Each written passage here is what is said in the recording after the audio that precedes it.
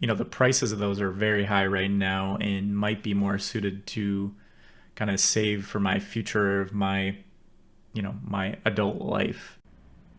Hey everyone. So here we are, week 2. We're back at it with the Gaming with Passion podcast.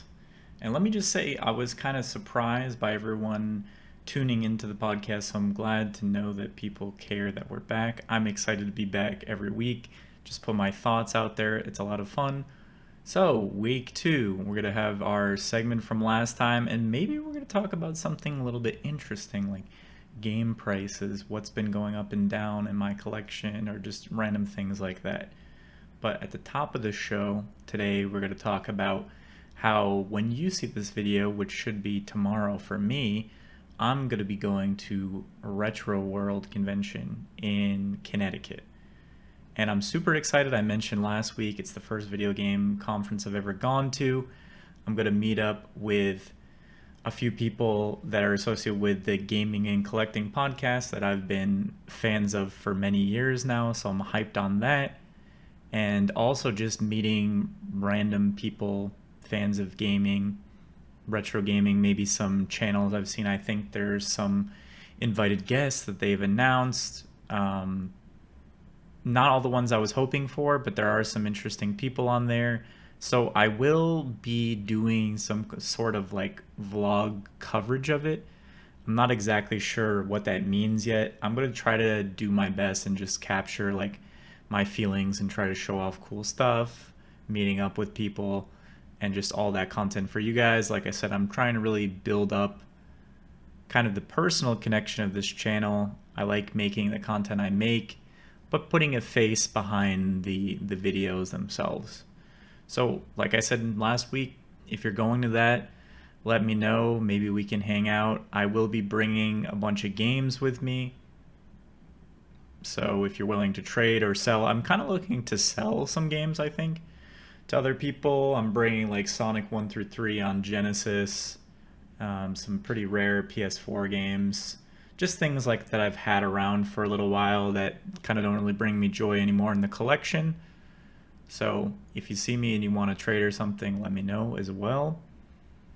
All right, so the first segment of this, the same as last week, it's Gaming with Passion. So that means that we're going to talk about a game that I enjoy quite a bit. So today, we're going to be talking about the legendary game Dark Souls. The original Dark Souls. I have the Xbox 360 version. If you've been following me for any period of time, this is a sealed copy as well. I've just always really liked to have this game in sealed condition. I've played and completed it multiple times, but just as a memento for nostalgia's sake, I would love the cover art of the thing. Just the kind of dark knight figure with the kind of ghosts in the background. I remember when it came out and the feature of like being able to communicate with people in other games from Beyond the Grave was just super cool. Watching the shadows. I think I even remember the Demon Souls like trailer at E3 or something and just thinking of how that was such a cool idea, but I didn't have a PS3, so I could never play it. Kind of forgot about it for a long time until Dark Souls came out and I was in my dorm room like freshman year, I think it was 2012, and somebody just had the game. I don't even remember. Somebody like played it and was like, "Hey, I don't like this game." Oh, I remember that. It might have been 2012 actually. This kid had like bought it and he's like, "Yeah, I'm not gonna play this game. I can't even get past the first boss." Which, if you play Dark Souls, you know that you're not supposed to beat the first boss in the game. Sorry for spoilers. It's been 10 plus years at this point, but I definitely got my butt kicked, and I remember I all I wanted to know in the game was just how to get better and what to do. So admittedly, especially for my first playthrough, I watched a lot of YouTube videos like Let's Plays. So I went very like sorcery heavy, which normally I wouldn't do as much. I like to be kind of more melee, but at least for that run to make me feel comfortable and to get me into the mechanics, it kind of worked for the time. So, I mean, this is a game, in my opinion, that still holds up super well. I remember when the remaster came out and just falling in love with the game all over again. I think I even played Fairly similar. I think I tried not to go as much into sorcery, ended up going in more into pyromancy or something, and still ended up, I don't know, my builds, I never like planned them out the right way, so I kind of always end up as a mess. But I had a lot of fun, although the remaster wasn't really, I feel like it didn't really need a remaster. That's a whole different topic for probably a different podcast, but still loved it again.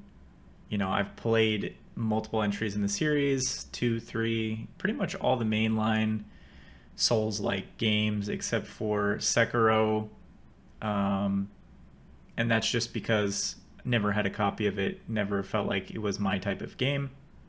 But Dark Souls, the original game, I think is just amazing. I mean, there are so many stories of me getting stuck in like Blight Town and just completely ruining my run and different things like that. You know, what else needs to be said about Dark Souls? People love it. It's a classic, pretty much defines a genre now, the Souls like type of games. You know, it's suitable right now because we have Armored Core about to come out, which I know is different, but still From Software, great developer. A lot of people kind of went out of their way to collect From Software games. There are a few that people don't really care about yet. And kind of speaking of game prices, over time, some From Software games have definitely started to go up quite a bit. Like, I forget the name of that game. It's like Chaos Wolf, something like that. There was a like Devolver release of the game. Wasn't really like a special edition, just had like a few extra things like a, I don't know, like a postcard and sticker or something like that. And that game for the longest time was just $30 because a lot of those Devolver editions of games just don't really like do anything. They kind of just sit at the release price. But then all of a sudden, the one with the extra stuff started going up in price. I don't know if it was like an Armored Core thing, but it is kind of interesting how certain video game developers, like people like to go back and play all the games, so then all of a sudden they become super collectible. So just kind of interesting note, but I will say, especially for me, as I reached like a pivotal point in my gaming history of starting to play more single player in high school into early college, I was playing a lot of multiplayer shooters, and then I kind of realized over time that it just kind of wasn't really for me. Didn't really like the multiplayer aspect much anymore. So Dark Souls is a perfect example of like just putting in tons and tons of time, and then I don't remember how I came across, but when Prepare to Die edition came out, I bought that on Steam. My PC wasn't even really able to play it. I remember hooking an HDMI to my TV at the time to play it better, and loved that game again. Like I said, beat it multiple times, but Artorias, I remember fighting Artorias in the DLC, and I remember like people coming in and out of my room multiple times because we kind of had our door open all the time in college, and people would just come in and say what's up, and people would like talk to me, and I was like so laser focused on everything. I was like memorizing Artorias's moves, and I got so frustrated. I remember like literally like throwing my controller like on the floor just out of frustration, but after many many hours I finally got him. So that will kind of forever be a good memory for me. So one of these days I would like to get some kind of like Artorias statue or something like that. But there you go. That's this week's, you know, game that I'm passionate about that you should check out if you haven't checked out already. Another update. Last week I was talking about Mega Man Battle Network. So I've completed the first Mega Man Battle Network game. I did definitely use the like upgraded Buster thing where you can kind of do a ton of damage to get through battles. There's so many random battles, and I don't remember if it was the same with every game in the series, but the first game, there are a few like puzzles or just areas that are challenging to get through that you run into enemies so often. And unlike JRPGs where you can kind of just scale yourself and one-shot enemies, like if you're not careful, especially later in the game, just normal enemies can kill you really quickly and you'll have to go back to where you last saved. So using that to kind of get through the normal enemies was really helpful. So finally beat the first game, which I've never beat previously. Had a lot of fun with it. Like I said, the bosses were really cool. The story is like, you know, it is what it is, but had a lot of fun with that. But now I'm going to take a break from that because, I don't know, I got a little bit burned out on it. I do enjoy those games, but I don't think they're games that I want to play like back to back to back. So I ended up picking up Final Fantasy Theatrhythm again. I was playing through it before. I maybe did like half of the songs on kind of the medium difficulty from some of my favorite Final Fantasies. I was a little bit disappointed. I feel like Final Fantasy VIII doesn't have every single song because why would it? But I really wish that it did. So I started Final Fantasy IX's part on that. I enjoy that game, but again, just something I'm not like getting super into. Like it's not that addicting, but I play a few games here and there when I can. So that's pretty fun. And I think I'm planning on doing some major research for some videos, so I'll be hooking my Xbox 360 back up soon and looking more at the Xbox Kinect, everybody's favorite. And I have a pretty cool idea for like a bunch of videos, but those will just take time. It takes a lot of setup and a lot of like research because being as obscure as it is, there aren't a lot of people out there who have played the games. I want to give everything like a good focused review and highlight things that people never mention about the Kinect because a lot of it is just kind of just crapping on it all the time. So I'm excited for that. I have another retro like video game chemistry thing, pretty much all scripted. Just have to take the time to record and put it out. So that's kind of in progress. So that's kind of where we're at right now with everything. I guess let's talk about game prices. So I'm also at the point right now, which I've talked in videos before. So if you've seen any of my more popular videos, you probably know my opinion. But I am really starting to get to that point where I have a collection and I don't really play very much just because I don't have the time or the patience for it. And like one example is perfect, like the Mega Man Battle Network thing. I have the collection, which has all the games in their superior form. I have number 3 and number 4 for Game Boy Advance, which have some nostalgia for me, but in reality, I'm not really sure if I need those copies anymore. I don't know if they're really bringing me any value.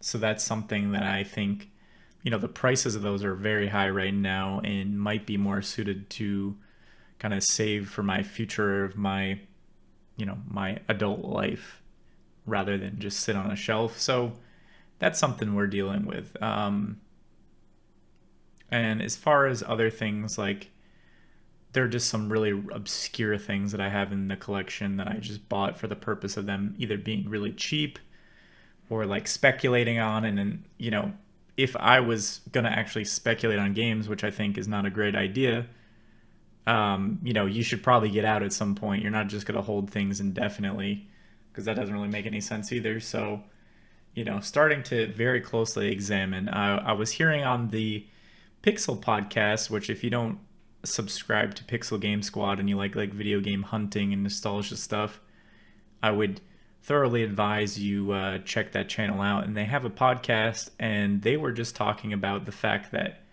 video game price charting, which is now just known as price charting, they're coming out with an app. Currently, I'm using this app that's called, I think it's GameEye, and I like it to keep track of my games, especially when I can see that games are kind of going up in value, so it might be a good time to sell them. But they don't have any way of like tracking the game's values over time. So price charting is supposed to be having an app. I'm wondering if it'll have that functionality. If it does, I may start the long process of like porting over the entire collection to that app and just seeing if that works better for me.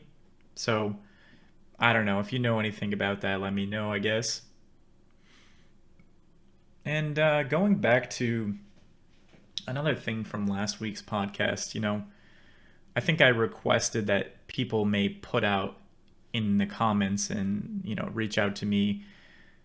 You can kind of see what I'm into right now, right? More obscure things, but I'm always looking for topics that really resonate with people. Like the video game chemistry idea I had came from a commenter a long time ago, and I think combining what I'm interested in and what people also want to see, like based off the style of video essays that I do, like is there a specific game developer that people want to see, or like a licensed franchise like Marvel or whatever, like something covered in a more specific way, I'm always open because, yeah, I mean, I want to make the channel grow at the end of the day and build up what people actually want to see. So, again, I don't want to get preachy out there on that kind of stuff, but if there's something you want to see, just ask, and there's a good possibility that I might be able to actually do that and would enjoy doing that. So, there you go. All right, so the next time I will talk to you guys will probably be after this conference. There'll probably be a new video, so I may end up skipping next week for the podcast, not 100% sure, but we will see. And there was one more, I thought I had one more thing I wanted to say, but I can't remember. Oh, I was going to also say, I'm also getting to the point where there are a few select games that I would like to have. Again, I hate buying more things when I have so many, but if I'm offing some of the games that I don't want, there are some next gen things I'd like to play, like Hogwarts Legacy, Marvel Midnight Suns. It seems really interesting to me, but unfortunately with Marvel Midnight Suns, you know, you have to buy either the downloadable version or, and I don't know how a lot of these games really run on the old consoles when they have both functionality, like PS4, PS5, Xbox One, Series X. Like, I'm not sure. I might be reaching the point where I don't really know why I have my Xbox One anymore. I should just get a Series X. So, like, I could sell the Xbox One, sell a bunch of stuff with that, and then afford the Xbox Series X with pretty much nothing out of my own pocket. And I think that would be just good to do in general. So probably going to do that. I think I'm going to go with Series X first just because I think it's a little bit cheaper. And frankly, I like the controller. Like, I already have controllers that could be used for it.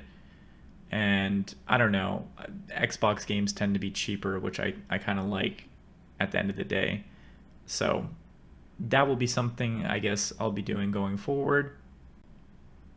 And I guess that's pretty much it for this week's episode. Like I said, stay tuned for videos. I apologize that everything's taking quite a long time. It just kind of is what it is. In the future, I would love to be able to get a job that wouldn't take so much of my time, and I'd actually be able to focus on more creative outlets and start doing things like this YouTube channel a little bit more. Oh, I don't know if I mentioned this last podcast, but I'm going to do something really interesting at the end of the year about how much I've made from the YouTube partner program, which I ended up getting monetized in, I think it was the middle of May. Yeah, right around the time I was moving, which was funny enough. And I think a lot of people, there are a lot of channels out there that obviously make a lot of money, but especially in the video game space and the video game collecting space, you know, the amount of money you get for ads is not very much. So I definitely want to bring people's attention to that.